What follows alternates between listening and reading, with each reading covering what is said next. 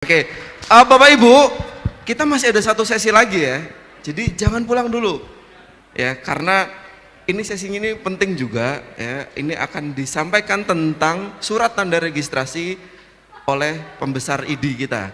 Kepada Dr. Meli Ansori, kami persilahkan.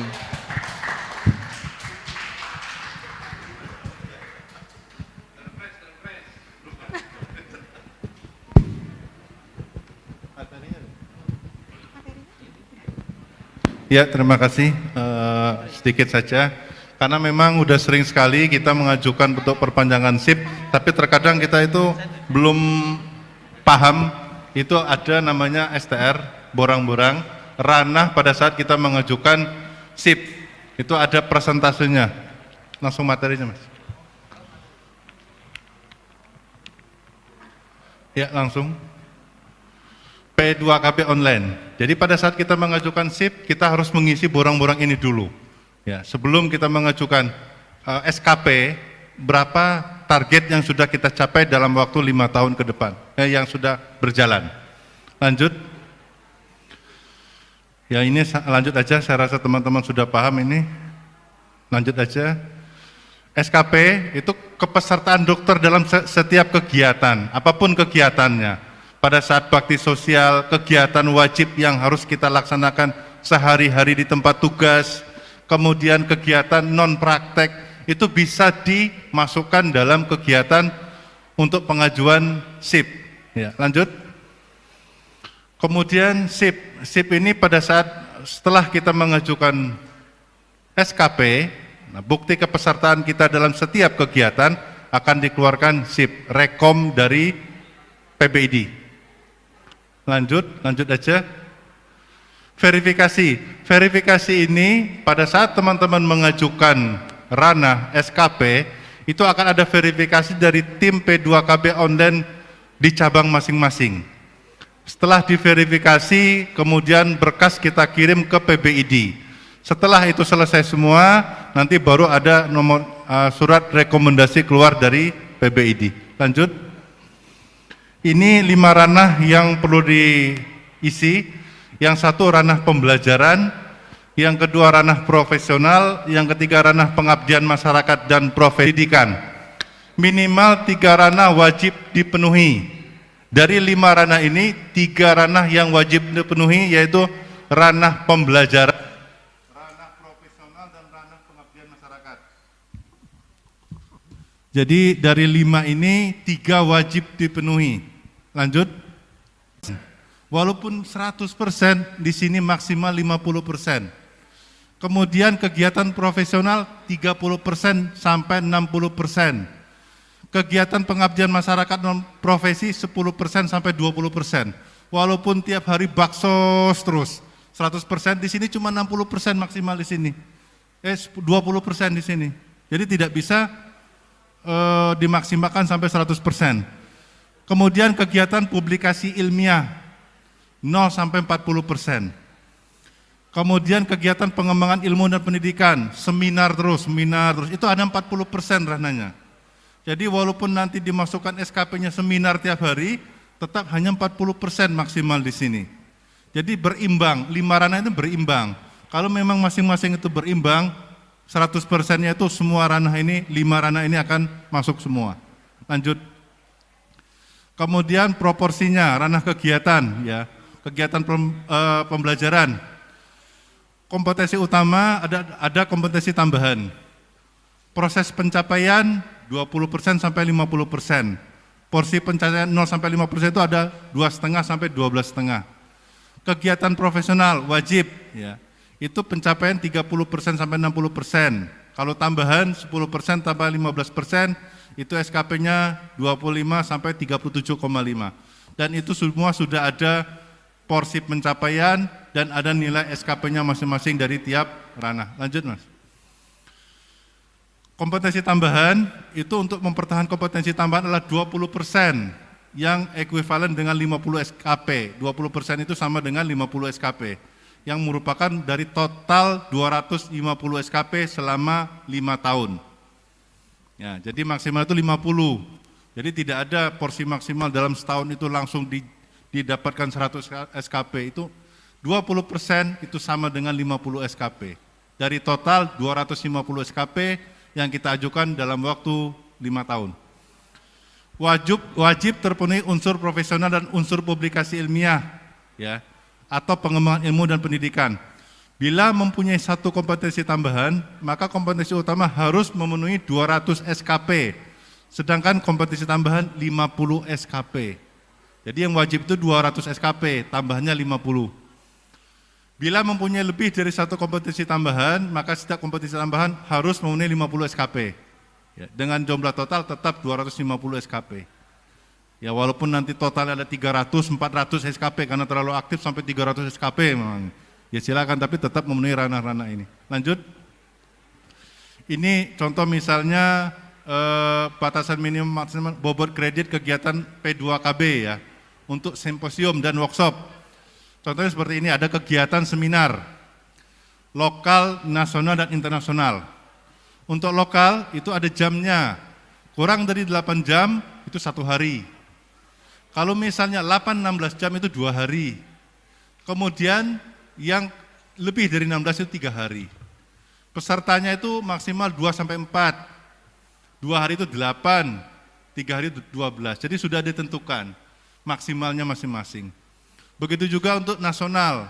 Nasional itu yang 1 hari SKP-nya. Jadi tidak bisa kita seenaknya aja menaikkan nilai SKP berdasarkan jumlah jam kegiatan simposium dan workshop. Lanjut. Kemudian ini penentuan skala kegiatan. Penyelenggara misalnya ya. Penyelenggara ID wilayah. Nasional itu pengurus ID. Internasional itu mungkin ID PDSM spesialis ya, dokter spesialis. Penyelenggaranya, pesertanya bisa dokter dalam negeri maupun dari luar negeri. Pembicaranya dari mana? Dari luar dan dalam negeri. Ini contoh skala penyelenggara lokal dan nasional. Semua sudah ada aturannya. Lanjut. Ini alur resertifikasi daring dokter. Tahap pertama itu aktivasi data anggota ID. Anggota ID itu masih misalnya KTA ID masih berlaku apa tidak. Tapi rata-rata teman kita nggak punya KTA ya, belum jadi KTA-nya. Kemudian yang tahap kedua melaporkan kegiatan P2KB di database ID online. Yang ketiga verifikasi, setelah kita mengupdate di data online diverifikasi. Target itu minimal 250 SKP atau lebih silakan. Yang keempat divalidasi oleh BP2KB ID. Itu alurnya. Yang kelima, terbit sertifikat kompetensi Serkom dari PBID. Yang keenam itu mendapatkan notifikasi sudah terbit Serkom. Yang ketujuh, login di aplikasi registrasi KKI. Jadi Serkom tadi kita upload di aplikasinya KKI. Yang kedelapan, STR-nya dikirim ke alamat masing-masing. Ini alurnya. SIP tadi ada 19 tahap, untuk resertifikasi STR ada 8 tahap, dari awal sampai terakhir.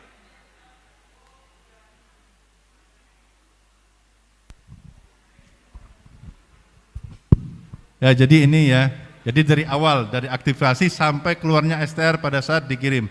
Ya mungkin dari awal sampai akhir itu kalau normal mungkin butuh waktu 2 bulan ya, 2-3 bulan biasanya. Lanjut Mas.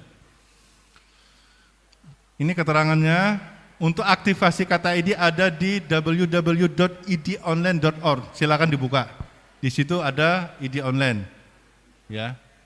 Kemudian update database ID online, kemudian mengupdate SKP yang sudah dilaksanakan, minimal 250 SKP. Kemudian validasi data-data dokumen, bukti bayar peserta. Kemudian baru nanti diberikan sertifikat kompetensi. Lanjut.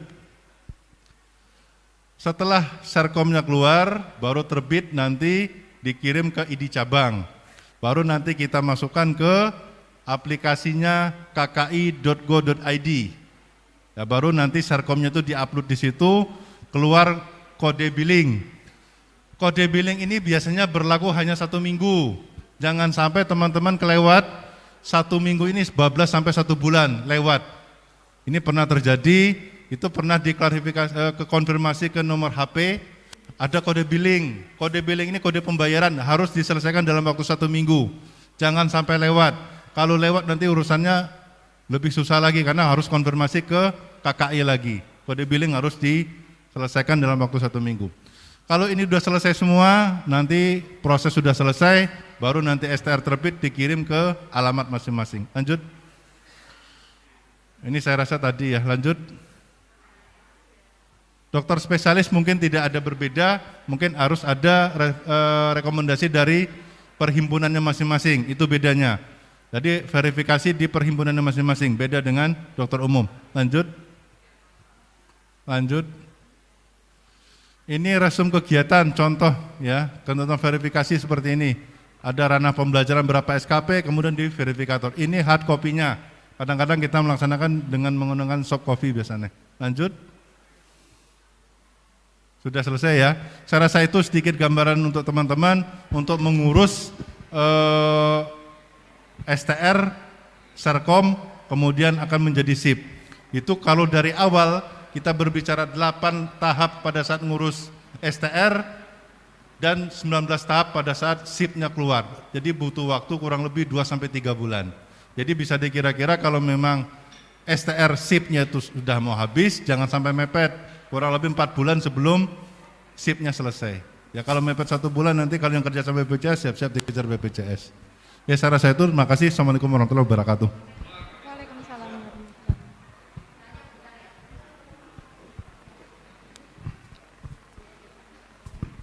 Oke. Mohon izin, pengalaman saya melakukan sendiri proses pengisian borang. Dari mulai pengumpulan dokumen, upload, dan lain-lain sampai selesai, sampai muncul STR. Tahun berapa itu ID melakukan kewajibannya. Mungkin ini koreksi untuk teman-teman ID semua. Tahun ini, 2 tahun inilah, saya pribadi, mungkin teman-teman juga sama, kehilangan dokumen resmi kaitannya dengan kita itu mengikuti bakti sosial. Karena tadi Pak Meli kan sudah menyampaikan harus ada minimal 3 ranah. Yang paling mudah ya ranah nomor 1, 2, 3. Ranah yang lain itu kan ranah yang kaitannya dengan publikasi ilmiah dan lain-lain. Barangkali teman-teman sejawat sebagian besar mungkin kayak saya juga susah untuk mencapai ranah itu. Yang paling mudah ya ranah bakti sosial lah, selain ranah profesi dan ranah lain-lain. Nah, tapi saya kehilangan dokumen dari ID yang menyebutkan bahwa kita yang terlibat dengan bakti sosial itu harus ada surat pernyataan bahwa kita memang terlibat, karena itu kan nanti akan diupload bukti-bukti itu. Ini sebaiknya koreksi diri untuk ID semua. ID barangkali setiap ada bakti sosial langsung terbitkan aja surat keterangan. Surat keterangan bahwa anggota ini kolektif ikut mengikuti bakti sosial, karena ini akan sangat bermanfaat. Akhirnya saya kan membaca semua jenis-jenis kegiatan apa saja yang bisa dimasukkan. Untuk bakti sosial itu di situ ada satu kegiatan yang bisa dimasukkan, tapi itu hanya bisa dilakukan oleh dokter puskesmas, dokter rumah sakit, atau dokter FKTP yang bekerja sama dengan BPJS. Jadi memeriksa pasien BPJS itu masuk kegiatan bakti sosial. Akhirnya saya dokumen bukti bakti sosial saya itu memeriksa pasien BPJS. Tapi kan tidak bisa bagi teman-teman yang bukan dokter provider BPJS atau tidak bekerja di puskesmas atau tidak bekerja di rumah sakit. Ini maksudnya masukkan saja buat ID agar bukti resmi itu segera disampaikan ke kita untuk kelengkapan borang-borang. Itu aja, matur nuwun. Ya, terima kasih Bu Is. Mungkin ada Pak Aros, Sekretaris ID juga. Mungkin kemarin juga ada rasan-rasan, mungkin untuk ke depan, itu kegiatan baksos ada kita menggunakan IT ya, pakai Google Form, di inventaris di Google Form mungkin langsung ya. Mungkin ke belakang yang kemarin-kemarin kan kita biasanya dikumpulkan setahun dulu, nanti baru diberikan sertifikat. Nah akhirnya lupa. Apalagi dikerjakan dalam waktu 5 tahun. Tahun kelima nggak ngerti, tahun pertama kemarin kegiatannya apa, terus lupa semua. Ya mungkin ke depan menggunakan Google Form ya. Google Form, kemudian di inventaris siapa saja yang kegiatan baksos, mungkin akan dikeluarkan untuk sertifikatnya. Itu mungkin ke depan seperti itu. Mungkin saya rasa itu ya sudah cukup ya. Mungkin untuk kegiatan lain lagi, sudah ada kegiatan. Makasih. Assalamualaikum warahmatullahi wabarakatuh. Waalaikumsalam warahmatullahi wabarakatuh. Bisa tepuk tangan yang meriah. Oke.